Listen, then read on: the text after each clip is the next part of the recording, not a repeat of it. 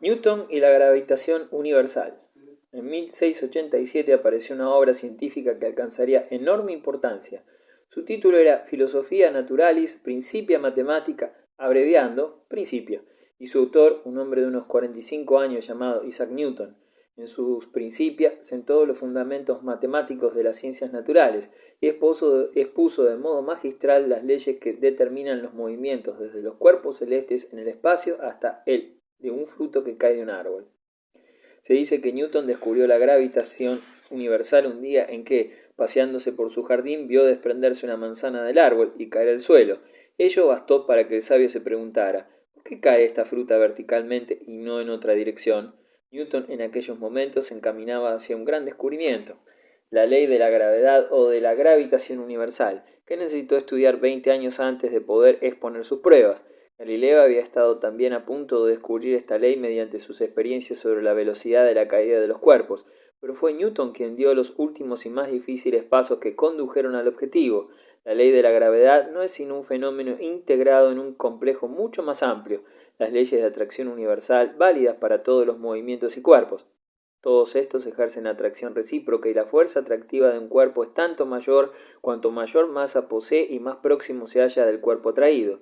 La magnitud de esta fuerza de atracción es directamente proporcional al producto de las masas e inversamente proporcional al cuadrado de la distancia que las separa.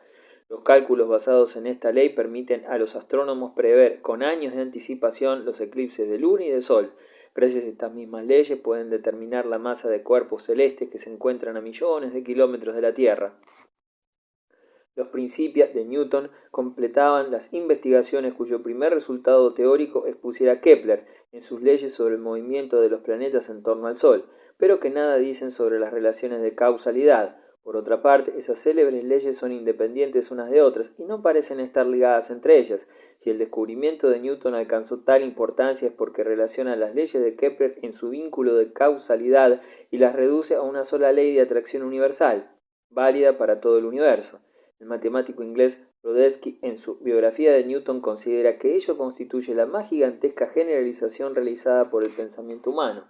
Al adoptar la teoría de Newton, la humanidad sacude los resabios de la mentalidad medieval, que establecía una distinción muy concreta entre fenómenos terrestres y celestes, por hallarse estos sometidos a influencias misteriosas.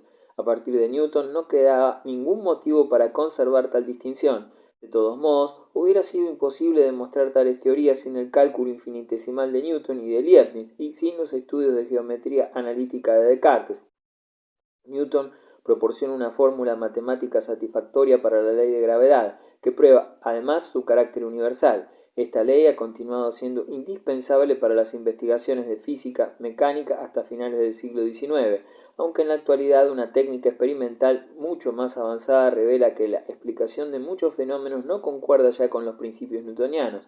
Para explicarlos, Albert Einstein había de elaborar de 1905 a 1915 su teoría de la relatividad, superando a Newton como Newton había superado a Kepler y a Galileo. No existe razón alguna para creer que la teoría de Einstein sea la formulación definitiva de las leyes naturales en este terreno. Alguien puede superar a Einstein cuando llegue el momento. Biografía de un sabio. Isaac Newton nació el día de Navidad de 1642 en la pequeña granja de su padre, una milla al sur de Graham, entre Londres y York. El padre había muerto unos meses antes del nacimiento de Isaac. La viuda se sintió tan afectada por ello que el niño vino al mundo prematuramente, como su gran predecesor Kepler.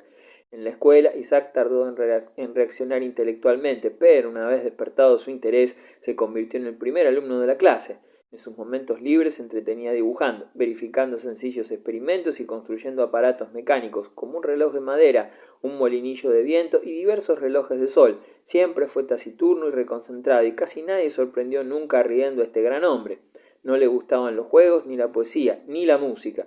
Cuando Isaac cumplió 15 años, su madre hubo de sacarlo de la escuela, porque lo necesitaba para trabajar en la granja. Por suerte para la posteridad, al muchacho no le interesaba la agricultura. A la menor ocasión corría de nuevo a sus juguetes mecánicos, a construir toda clase de modelos o a sumirse en la lectura de los libros que lo apasionaban. Después de haber consultado a su hermano, a la vez pastor y director del colegio, la madre de Newton decidió enviar nuevamente a Isaac a la escuela, proponiéndose luego que fuera a la Universidad de Cambridge, donde ella tenía algunos conocidos. Isaac emprendió sus estudios universitarios al año siguiente de la restauración de la monarquía de Carlos II. El joven estudiante se sentía ante todo atraído por la experimentación, ya que las largas exposiciones teóricas no lo deleitaban en absoluto. Euclides le parecía ridículo y no comprendía sus esfuerzos para demostrar verdades que Newton juzgaba evidentes por sí mismas. Si bien, al ir madurando sus conocimientos, el sabio inglés modificó su opinión con respecto al antiguo matemático griego. Apenas contaba Isaac Newton 23 años cuando sentó los fundamentos del cálculo diferencial, método por completo indispensable para el estudio de las matemáticas superior y que permite calcular el efecto acumulativo de diferencias infinitamente pequeñas y resolver así los problemas que plantean los cambios de tiempo y de lugar, de velocidad, de fuerza y de masa. Newton comparte el honor de este descubrimiento con el gran filósofo Leibniz. Todo induce a suponer que ambos genios llegaron al mismo objetivo de manera absolutamente independiente el uno del otro. Fundamentos del cálculo infinitesimal. En otoño del mismo año, 1665, Newton verificó otro gran descubrimiento matemático, que condujo al del cálculo integral de la mayor importancia, tanto en geometría como en mecánica y astronomía. El cálculo integral y el cálculo diferencial constituyen dos disciplinas que integran lo que se llama análisis infinitesimal, rama de la matemática que trata de las magnitudes infinitamente pequeñas y de sus relaciones pertinentes. El año 1666 es también memorable en la biografía de Newton, pues fue a la sazón cuando sentó las bases de su teoría sobre la gravedad, si bien aún habían de transcurrir 17 años antes de que pudiera formular definitivamente su famosa ley. Y en este mismo año adquirió una noción enteramente nueva con respecto a los colores, descubrimiento cuya consecuencia sería el del análisis espectral, uno de los mayores triunfos científicos del siglo XIX. Newton consiguió explicar de manera científica por qué los rayos del Sol se descomponen en diferentes colores al atravesar un prisma. Demostró que la luz solar no es simple, sino que se compone de los diversos colores del arco iris y que cuando la luz atraviesa un prisma de vidrio, esos colores se separan, porque no son refractados todos ellos de la misma manera. Diversos experimentos permitieron a Newton confirmar la exactitud de su teoría, demostrando entre otras cosas que puede reconstituirse la luz incolora mezclando los colores del espectro. Este descubrimiento del espectro y del análisis espectral es solo una de las numerosas realizaciones de Newton en el terreno de la óptica, resultando imposible tratar aquí de todas ellas. Aún no contaba Newton 27 años cuando fue nombrado profesor de matemática en la Universidad de Cambridge. Desde entonces trabajó incluso noches enteras. Sin embargo, al caer su madre gravemente enferma, abandonó todas sus investigaciones para consagrarle sus cuidados, velando a su cabecera día y noche. Hizo cuanto pudo para aliviar sus sufrimientos. Igualmente simpática resulta la generosidad hacia quienes necesitaban de su ayuda. Raro era que salieran del hogar del sabio con las manos vacías. Era amable con todo el mundo y tan piadoso como genial. Según dicen, poco antes de su muerte declaró: «Ignoro qué opinión tiene la gente de mí. Por mi parte, creo que he sido simplemente un chiquillo que juega en la playa y encuentra de vez en cuando un guijarro más pulimentado o una concha más linda que las demás, pero el gran océano de la verdad sigue siendo desconocido para mí». Ancianidad de Newton. En 1696 Newton fue designado para un cargo que le proporcionó rentas mucho más elevadas, el de inspector de amonedación en Londres.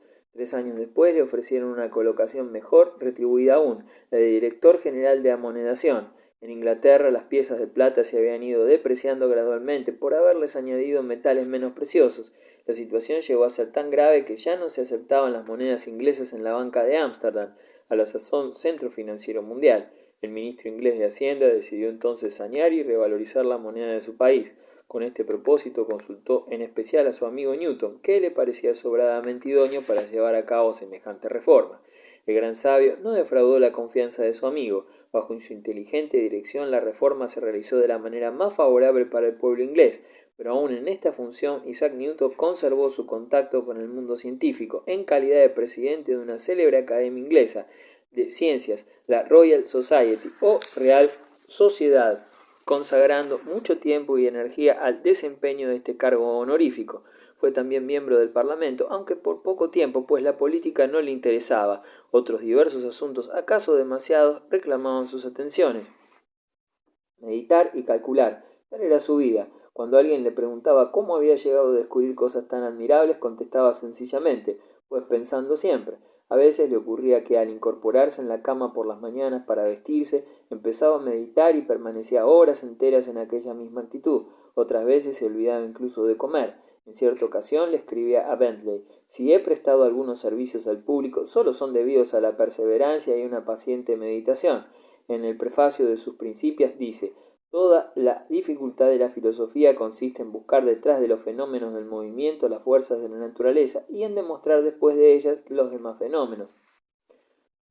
A pesar de tanto trabajo, en cada uno de los momentos de su existencia, Isaac Newton, octogenario, gozaba de excelente salud y se hallaba en plena vitalidad. Solo al fin sufrió de gota y de piedra, pero el gran hombre no se quejó nunca. En medio de acerbos dolores, seguía charlando alegremente con su familia. Murió en Kensington en mayo de 1727 a la edad de 84 años, sin haber contraído matrimonio.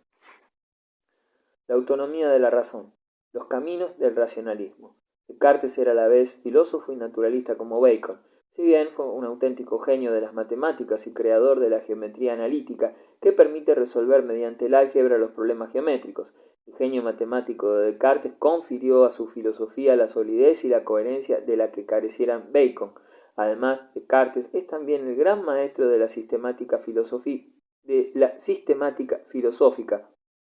Comparte con Bacon el honor de ser llamado padre de la filosofía moderna. Incluso la literatura fue influida por el cartesianismo. Racine, por ejemplo, figura entre los discípulos de esta escuela. Las investigaciones científicas desarrolladas durante el Renacimiento habían provocado tantas experiencias nuevas y suscitado tales ideas de renovación que los caducos sistemas medievales se habían desmoronado y la confusión intelectual reinaba por doquier. Para introducir algún orden en aquel caos era preciso crear un nuevo método científico. Descartes fue el primero en iniciar tentativas en dicho sentido y en elaborar un sistema científico adaptado a la nueva época, y para llegar a ello no partió de la experiencia, sino de la razón, considerada como única fuente de conocimiento. No puso en tela de juicio que la razón fuera por entero digna de confianza. Pocos han arrimado tanta pasión en buscar una verdad cierta en que pudiera fundarse una filosofía. Descartes depositó en primer lugar su experiencia en la ciencia. Sin embargo, cuanto más estudiaba, más dudas lo invadían. Entonces, siguiendo el consejo de Montaigne, viajó para conocer la mayor cantidad de gente posible. Tampoco ello le descubrió la verdad que buscaba, pero después de emplear algunos años en estudiar el libro del mundo y en tratar de adquirir alguna experiencia, adopté un día la decisión de estudiar también en mí mismo y de emplear todas las energías de mi espíritu en elegir los caminos que debía seguir, cosa que me resultó mucho más provechosa. Descartes se dispone a filosofar. Como noble, Descartes consideraba incluso la guerra como una de sus experiencias y se alistó por primera vez en Holanda en el ejército de Mauricio de Orange y luego en Alemania en el de Maximiliano de Baviera, en ambos casos como voluntario y costeándose los gastos.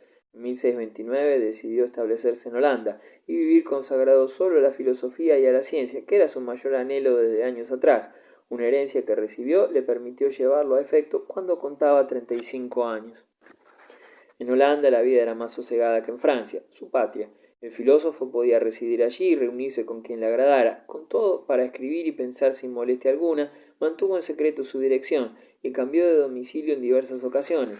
En Holanda fue donde en 1637 apareció una de las obras maestras de la prosa francesa, Discurso del método para dirigir bien la razón y buscar la verdad en la ciencia.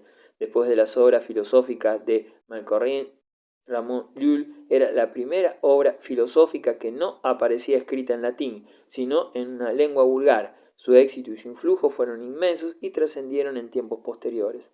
Los libres pensadores del siglo XVI, dice Cousin, no eran más que revolucionarios. Descartes fue además legislador, no de un sistema, sino, cosa mejor, un método y una dirección inmortal que, penetrando en las almas, las sacó de su abatimiento y reanimó la confianza de la razón en sí misma.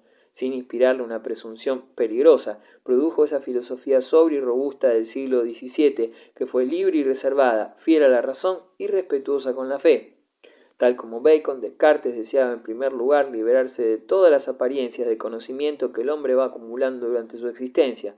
También como Bacon ponía en duda el valor de las observaciones efectuadas con ayuda de nuestros imperfectos sentidos humanos. Poseído de un ardiente anhelo de verdad, Descartes analizaba las ilusiones intelectuales. También en sueños percibimos muchas cosas, y ello no significa en modo alguno que sean realidades. De ello deduce que es preciso dudar de todo.